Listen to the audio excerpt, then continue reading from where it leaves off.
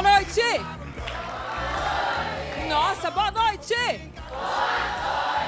Agora eu senti firmeza porque eu vou precisar de vocês, porque hoje nós vamos falar de um assunto que é muito difícil, né? Pensa numa dor insuportável, né? Uma dor que quando cura passa a ser chamada saudade. Ela não escolhe a hora para acontecer e muito menos com quem vai acontecer. Eu estou falando da dor da perda, que é uma dor que realmente é incontrolável, é muito forte. Coloca aí o nosso programa de hoje. Elas enfrentaram a dor da perda.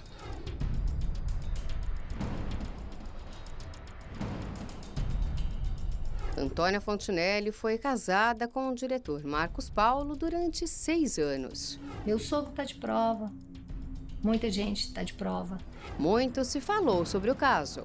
Quando eu fui assinar aquele papel lá, achando que somente eu estava abrindo mão de tudo que era dele, ali era um contrato de união estável. A atriz Sônia Lima foi criticada ao postar uma foto com o filho.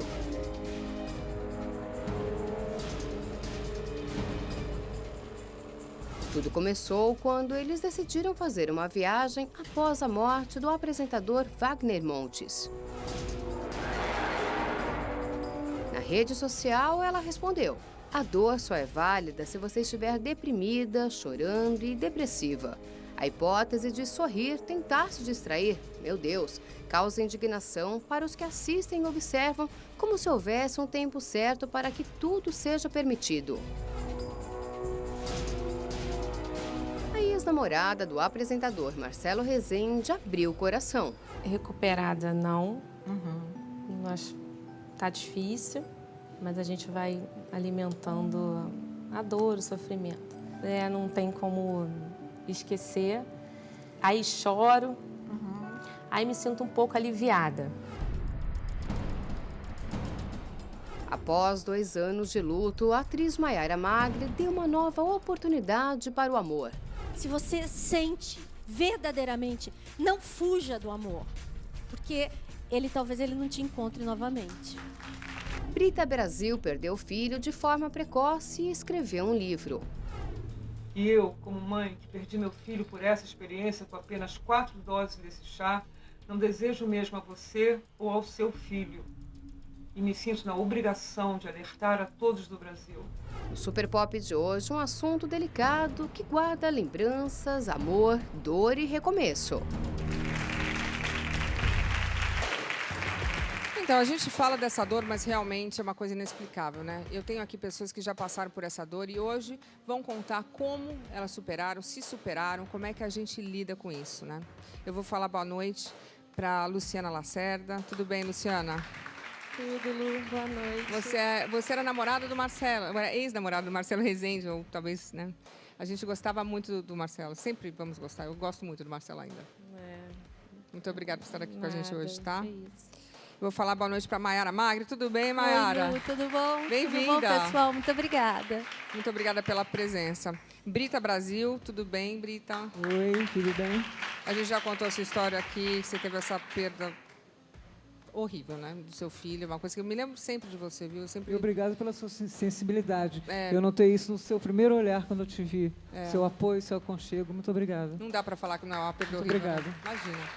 Muito obrigada por estar aqui comigo, tá? E vou falar boa noite para a doutora Marilene, que é psicóloga, e me ajuda a saber como é que essas pessoas têm tanta força, porque não é fácil. Não é fácil. Boa noite, Lu. Boa noite muito obrigada a todas. pela presença. Eu que agradeço. Quando a gente vê essas pessoas, a gente pensa, pessoas fortes, né? Porque realmente eu não me identifico com essa força. Eu falo, gente, como é que elas conseguem? Porque perder um filho, não adianta a gente falar que é superar. Não tem. Não sei, ela está aqui, eu não sei como que ela está aqui. A dor da perda de alguém, no caso um filho, ela realmente é dilacerante. É uma experiência que nenhuma mãe, nenhum pai gostaria de passar na vida. E quando você se depara com uma mulher forte assim, que consegue ultrapassar essa barreira do luto, ainda fazendo alguma coisa para preservar a imagem dele, para tentar dar um sentido na vida dela, é muito guerreira. É bonito mesmo, né? É muito bonito. Agora, realmente a gente vê, são vários tipos de perdas, né? A Lu Lacerda, que está aqui com a gente, ela foi companheira do Marcelo Rezende, esteve ao lado do apresentador de noite, a gente sabe o quanto ela o amava. E é uma perda grande, quando você ama alguém e de repente a pessoa está ali e não está mais, é uma coisa assim que inimaginável. Realmente a gente olha e pensa, como assim? Como é que ela consegue? Coloca aí. Em setembro de 2017, Marcelo Rezende morreu vítima de um câncer no pâncreas. Tem gente que olha a morte e acredita no fim. Eu não acredito. Luciana Lacerda, namorada do apresentador, fez um desabafo. É um homem com caráter inabalável, um ser humano incrível, que hoje em dia é difícil. Né? É difícil mesmo. De achar alguém, um companheiro, na verdade, né? Sim. Ele, que ficou conhecido por não ter papas na língua, falou sobre a doença. Eu tô me lixando pra doença. Quem gosta de doença é médico e hospital. Tô doente? Tá bom. O que eu faço? Que eu morra? Que eu desmaie? Não tem essa cena. Eu vou tocar a vida. E foi o próprio apresentador que acalmou a família. A minha onda foi dizer para os meus filhos que eles não tenham medo. Porque o medo deles pode me afetar. Na imprensa, muito se comentou a respeito do tratamento alternativo. Que eu estou me recuperando e que a cura está cada vez mais perto. Estou indo para a terceira etapa do meu tratamento, no que eu chamo de a farmácia de Deus. Em meio à luta contra o câncer, Marcelo manteve o bom humor. O médico me ligou, disse assim, ó, essa quimioterapia não faz cair cabelo. Eu olhei e disse assim, mas que cabelo? Não tem mais o que cair, meu. O amigo e também apresentador Geraldo Luiz postou esse vídeo. Quero te agradecer do fundo do meu coração por todo o amor que você viveu, pela vida que você abandonou para viver a vida do meu irmão. Porque o que você fez em vida e quando ele estava na cama, quando ele não tinha mais força, só quem viveu. Lula Lacerda esteve ao lado de Marcelo até os últimos momentos. Bom, então essa mulher forte que está aqui do meu lado me achará. Luciana, tudo bem, Luciana, mais uma vez? Oi, Lu, tudo. Luciana, eu estava pensando aqui, a morte do Marcelo foi uma morte que todo mundo acompanhou. O Brasil inteiro gostava muito do Marcelo Rezende. Então, isso ajuda? As pessoas dão força ou piora? Porque, de repente, a gente fica pensando, pode dar força. Mas, em todos os lugares que você vai, as pessoas falam, e aí, coitadinha, que pena, aquela coisa. Isso te ajudou ou te atrapalhou a você passar por essa perda?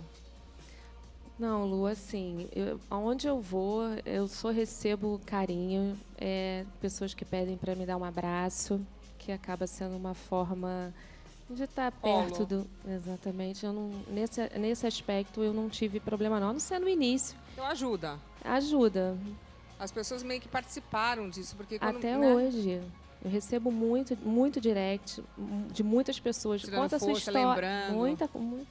Não deixa morrer a memória, coloca mais fotos, Marcelo era demais. Conta a sua história. E assim, eu procuro fazer o que eu me sinta confortável, né? Que ainda me machuca muito ainda ter que falar dele. Como você conheceu o Marcelo? Vamos falar de coisa boa. Como você conheceu o Marcelo? Eu conheci o Marcelo aqui em São Paulo. Foi em um jantar em fevereiro de 2016, uns dias antes do meu aniversário. E aí era uma mesa muito grande e ele foi um dos últimos que chegou. Porque... Ele estava longe de você ou perto? Então, a mesa era enorme. Isso ele me contou depois, né? Que eu não sabia. Então, tinha uma vaga lá no final da mesa, porque ele foi um dos últimos. E aí eu estava na pontinha, né? E aí ele falou que quando ele me viu, ele já mirou assim. O que ele falou. Amor à primeira vista. E aí estava lotada a mesa. E como as pessoas iam indo embora, ele ia pulando as cadeiras. Safado. Aí teve uma hora que ele ficou muito perto, ele viu que eu era carioca. Ele falou, nossa, você é carioca, também sou. Chavequeiro. Aí perguntou quando eu ia embora. Eu falei, eu vou embora domingo. Aí ele falou, nossa, mas já? E ele tinha acabado de fazer o Instagram dele, né? Ele não sabia nem mexer. Aí ele falou assim, ô Lu, eu não sei mexer. Assim, íntimo já? Ô Lu, tem como você me adicionar aqui, porque eu não sei fazer? Aí eu falei, jura?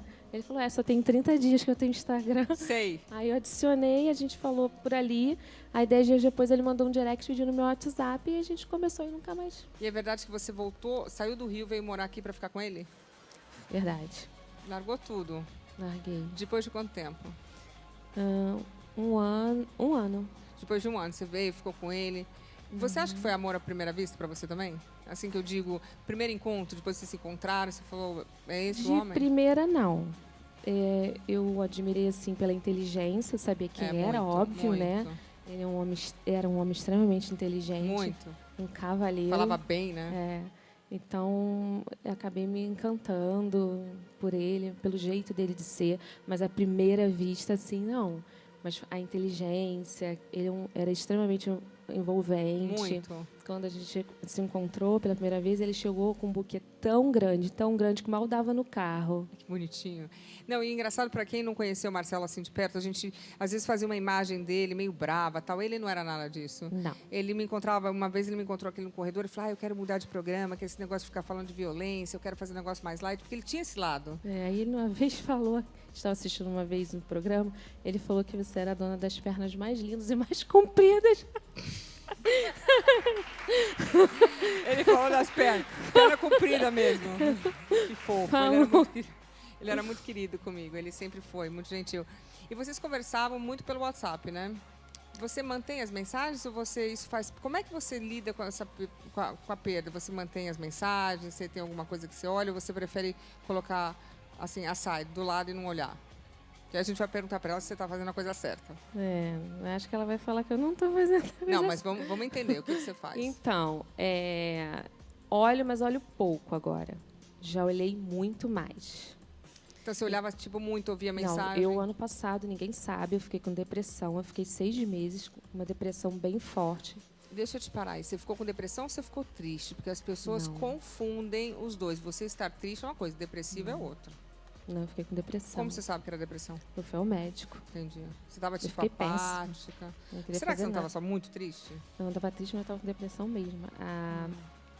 A forma como eu estava, eu não tinha vontade de fazer nada. Todo mundo me chamava, eu não queria sair da cama. Eu só ficava na cama. Entendi. Não tinha força para nada. E vir para São Paulo era um tormento para mim. Falou em São Paulo, era uma coisa horrível na minha cabeça. Doutora Marilene, eu já fiz aqui alguns programas, as pessoas confundem tristeza, não estou dizendo que é o caso dela, né? Mas tristeza com depressão. Qual é a diferença? A tristeza é um sentimento que devagarzinho tende a passar. Aconteceu alguma coisa que te deixou triste, mas aquilo tende a ser amenizado com o tempo. A depressão, ela é incapacitante. Ela vai chegando, de repente, ela toma conta da pessoa e a pessoa não consegue fazer mais nada. Ela não consegue raciocinar direito, ela não tem vontade de nada, ela só consegue ficar na cama. Existem outros sintomas da depressão, mas no caso do luto, é bem isso mesmo, que é uma das fases do luto. A depressão é uma fase do luto? É uma da fase do luto, em que não é linear, pode acontecer em algum momento do luto, tá? E, de repente, acontece isso mesmo, ela não consegue sair da cama, ela não consegue se desligar da perda tão impactante para ela. Acabou o sentido da vida para ela. Quais são as fases do luto? Tem raiva também, não tem? Tem raiva. As fases do luto são 5, não são lineares. Algumas pessoas passam por todas certinha, outras não, tá?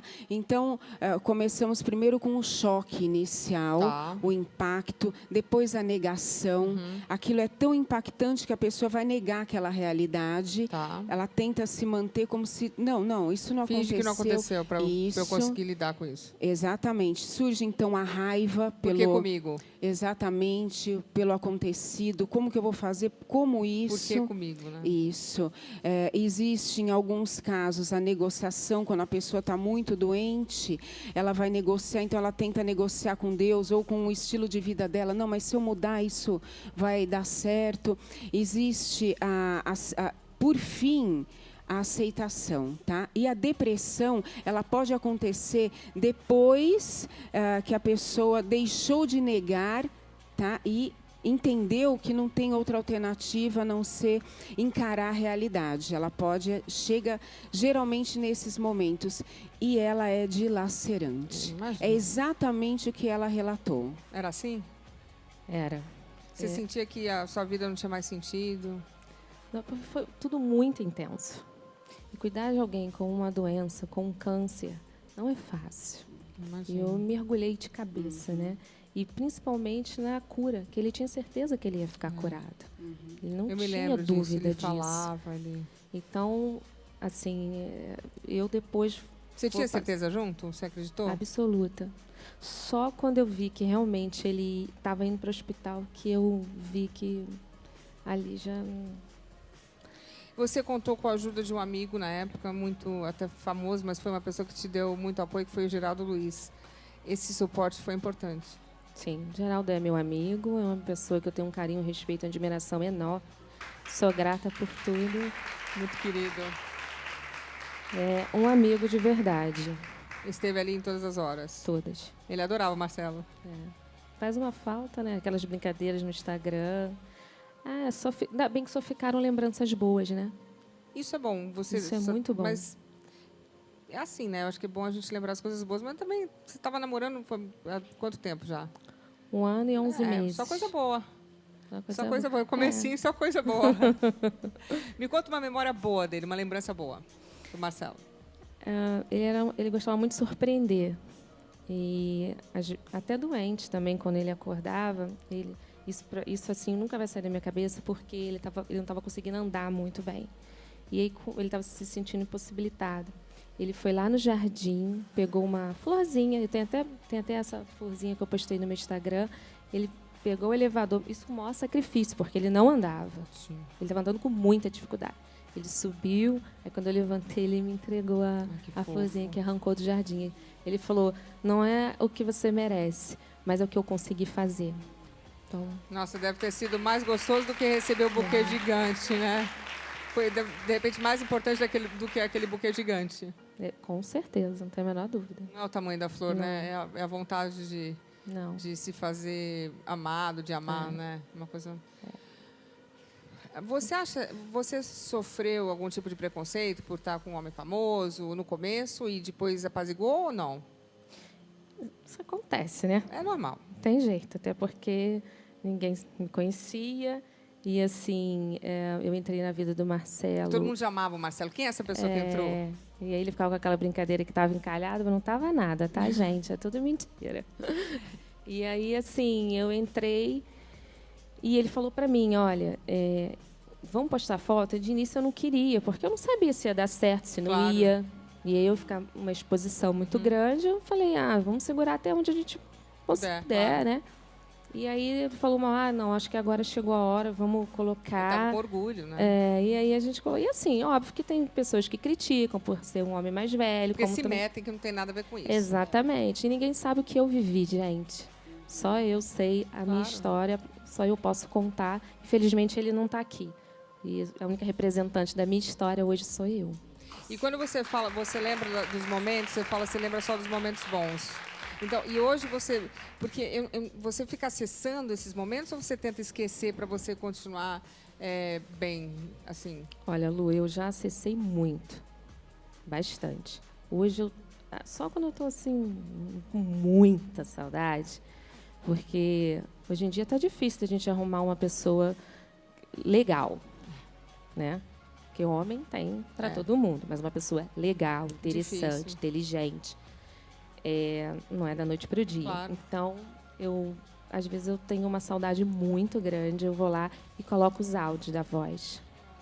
Me conta, como é que é isso de você ouvir a pessoa, isso acalenta a bom. alma? Acalenta e dá para perceber que ela já está com a depressão dela controlada, porque na depressão instalada a pessoa não consegue se desligar daquele que ela perdeu. tá? Então, ela não consegue pensar em outra coisa a não ser naquela perda muito significativa para ela. A partir do momento que ela já consegue se desligar um pouco, ter um pouco da rotina dela e, eventualmente, ir lá, ainda com dor, mas não com todo aquele peso do início.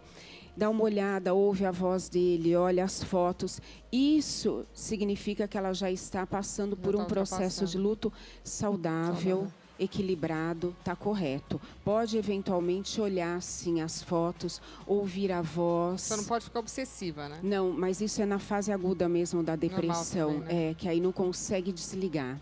Coisa de louco isso. Então, hoje você já está se sentindo melhor. Tô. É um ano depois, foi um ano, então. Um ano. Normalmente é isso, um ano. A pior fase é o primeiro ano. A pior dor são os primeiros meses e a pior fase é o primeiro ano. Por quê? Você vai lembrar de tudo. É o primeiro Natal que não está junto, é o primeiro aniversário que não está junto. Então, esse primeiro ano isso me dá um pouco de... não é fácil, Lu. Não é fácil. E muitas pessoas precisam de ajuda especializada para suportar esse processo do luto. Foi assim? Foi, exatamente. E eu via que eu não estava conseguindo sozinha. Era mais forte do que eu. Uhum. Então, eu falei, não posso ficar assim. Eu tenho uma filha, eu tenho que continuar. E ele não ia querer me ver assim.